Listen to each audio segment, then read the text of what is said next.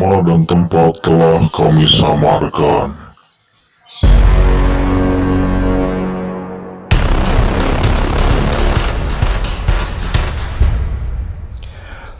Sampurasun Rahayu Sagung Dumadi. Assalamualaikum warahmatullahi wabarakatuh. Bagaimana kabar kalian sobat kisah horor? Mohon maaf suara agak sedikit seperti ini, mungkin karena sedikit gak enak badan. Tema yang akan saya angkat kali ini berhubungan dengan kedatangan teman dari bapak saya sendiri, Pak Nandang, yang kemarin-kemarin berkunjung ke rumah. Di tengah-tengah obrolan, Pak Nandang menceritakan pengalaman mistisnya. Seperti apa pengalamannya? Kita cek sama-sama.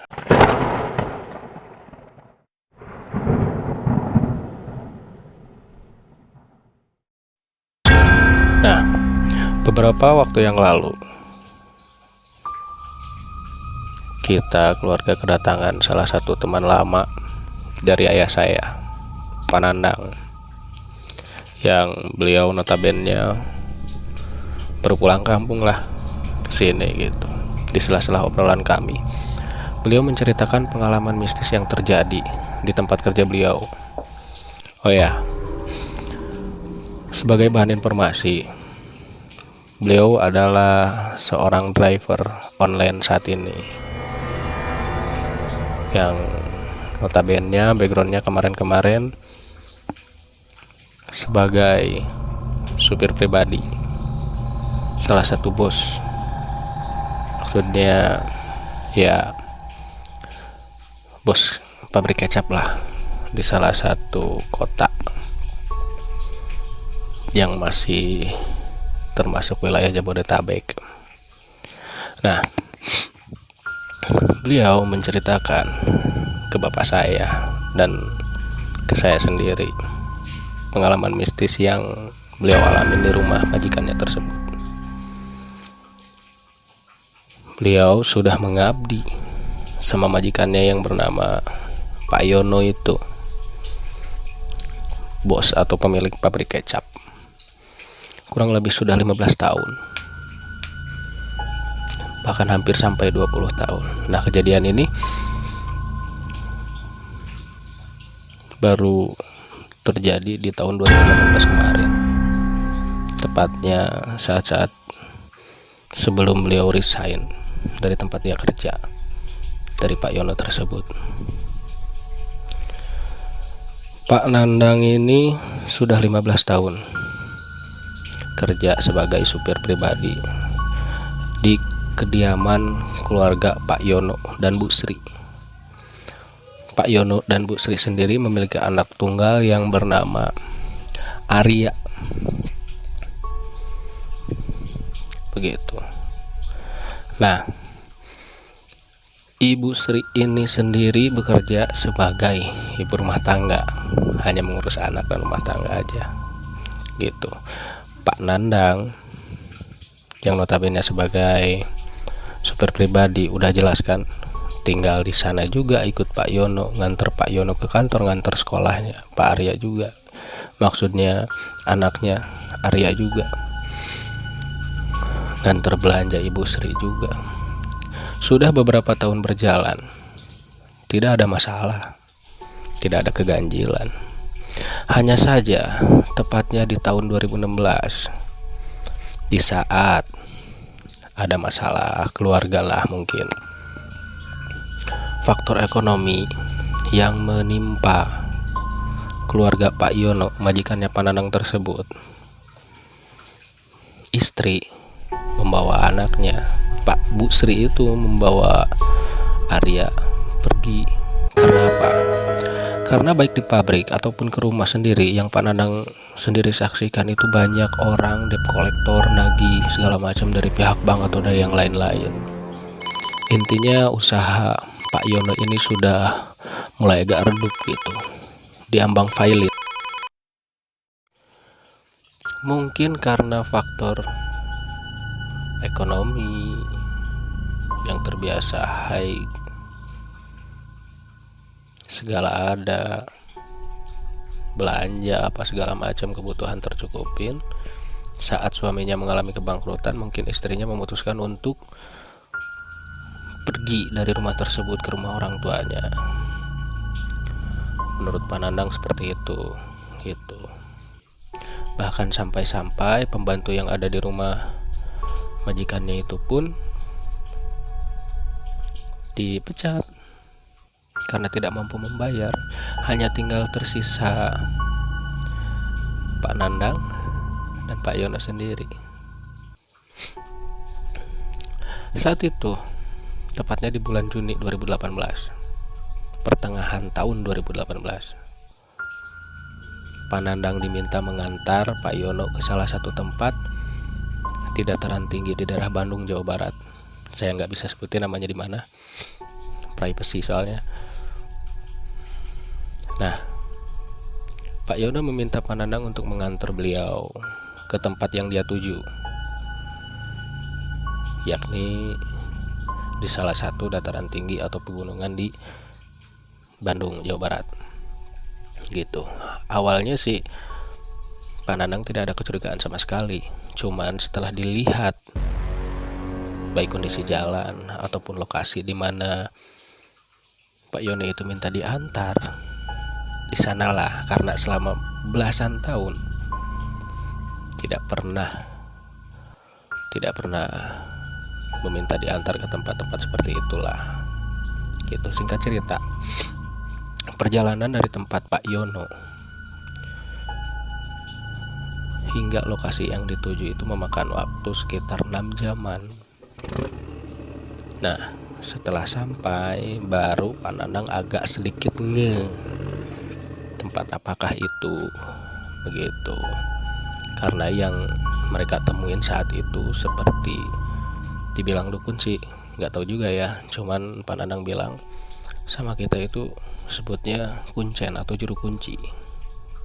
Jadi Pak Nandang itu masuk ke sebuah area perkampungan yang ya jauhlah dari kata modern, bahkan listrik pun masih jarang kita temuin gitu ya, pengguna listrik di sana.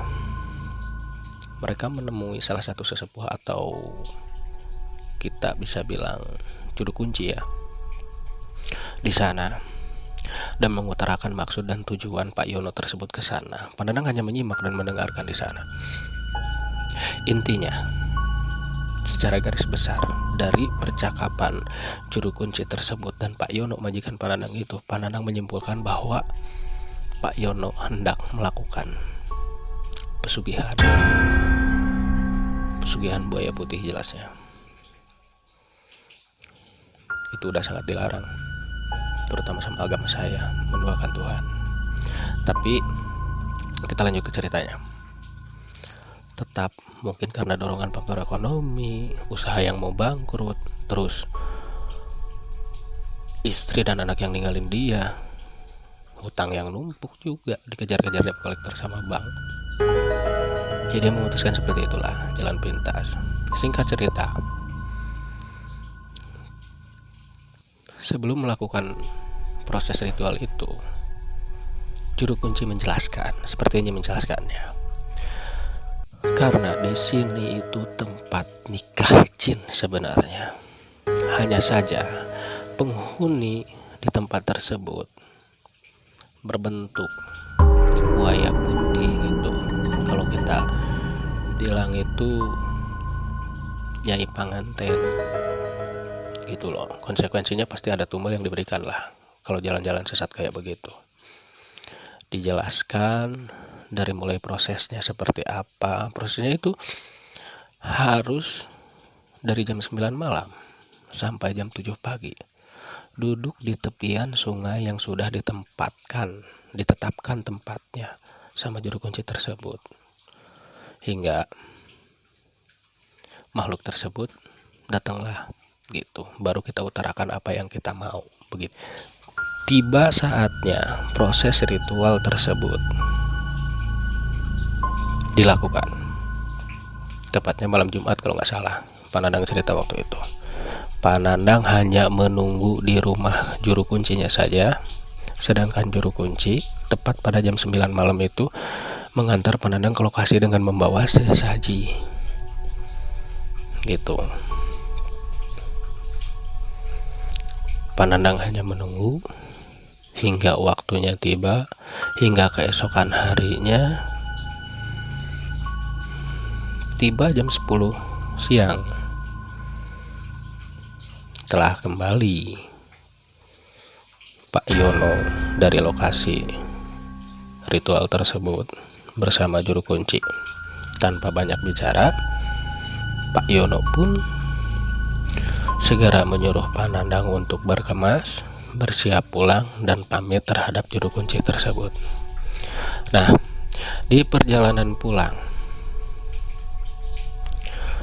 Pak Yono dan Panandang beristirahat untuk sekedar makan-makan.